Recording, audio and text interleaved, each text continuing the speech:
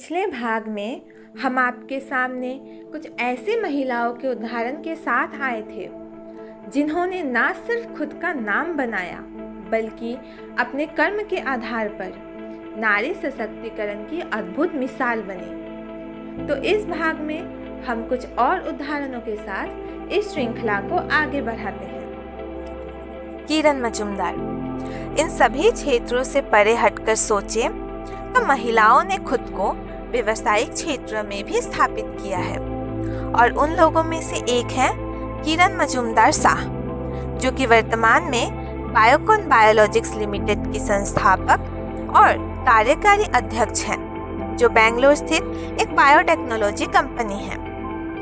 वो भारत के सबसे अमीर महिलाओं और सफल उद्यमियों की श्रृंखला में शुमार हैं। उन्होंने वो दौलत और शोहरत कमाई जो कई लोग सिर्फ सपनों में सोच सकते हैं। 23 मार्च 1953 को बेंगलुरु में जन्मी किरण ने अपनी कॉलेज की पढ़ाई मेलबर्न विश्वविद्यालय ऑस्ट्रेलिया से किया और IIM बेंगलुरु में चेयरपर्सन के रूप में कार्यरत रही। चाहे बात स्वास्थ्य की हो या पढ़ाई की, उनकी कंपनी ने हर क्षेत्र में अलग अलग ढंग से लोगों की सेवा की और पूरे विश्व के सामने खुद को एक प्रेरणादायी चेहरे के रूप में स्थापित किया। किरण बेदी।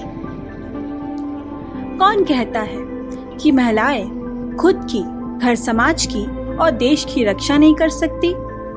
अगर किसी को इस बात पे तनिक भी संदेह है तो वो जाकर भारत का इतिहास खंगाले, जो ऐसी महिलाओं के उदाहरणों से भरा पड़ा है। किरण बेदी उन बहादुर महिलाओं में से ही एक है। 9 जून 1949 को जन्मी किरण बेदी ने देश की सेवा एक IPS और एक समाज सेवी के रूप में किया। इन सब के साथ वो अच्छी टेनिस खिलाड़ी भी रह चुकी हैं।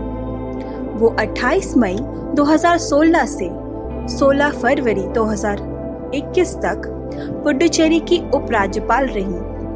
एक IPS अफसर के तौर पर उन्होंने दिल्ली, गोवा, चंडीगढ़ और मिजोरम में अपनी सेवा दी और 35 वर्षों की सरकारी सेवा के बाद 2007 में सेवानिवृत्त ली। उनका मानना है कि महिलाएं की आर्थिक आज़ादी ही उनके सशक्तिकरण का मार्ग है और अंततः उन्होंने खुद को नारी सशक्तिकरण के उदाहरण के रूप में खड़ा किया। आज के दौर में जब हर चीज़ तीव्र गति से बढ़ रही है और विकास अपने चरम पे है, क्या महिलाएं केवल घर की चार दीवारी और इसके कामकाज में सीमित रह सकती हैं? अगर आज विश्व पटल पे महिलाएं आगे बढ़ रही हैं, तो भारत इस दौर में पीछे क्यों रहेगा? और इन सभी सवालों के सबसे हालिया जवाब एक और भारतीय महिला स्नेहा दुबे है, जो कि मौजूदा वक्त में यूनाइटेड नेशंस के जनरल असेंबली में भारत की प्रथम महिला सचिव के तौर पे काम कर रही हैं। वो एक सफल महिला हैं जिन्होंने भारत सरकार की सेवा एक IFS के तौर पे की है और अपने अद्भुत कार्यशैली के लिए जानी जाती हैं। उन्होंने UNGA की सभा में कश्मीर का मुद्दा बड़े ही बेबाक अंदाज में उठाया और इस विषय में भारत के पक्ष को मजबूती से ऊपर रखा।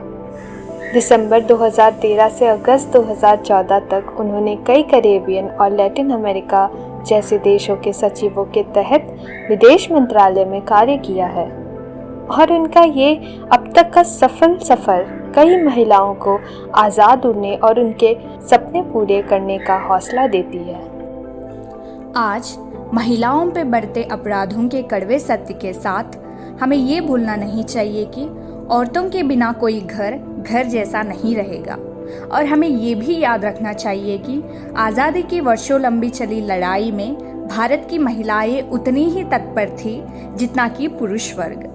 हमें उनके प्रत्येक निस्वार्थ भाव से किए गए कार्य की सराहना करनी चाहिए और व्यक्ति, समाज और देश के विकास के लिए महिलाओं को समान अवसर देना चाहिए।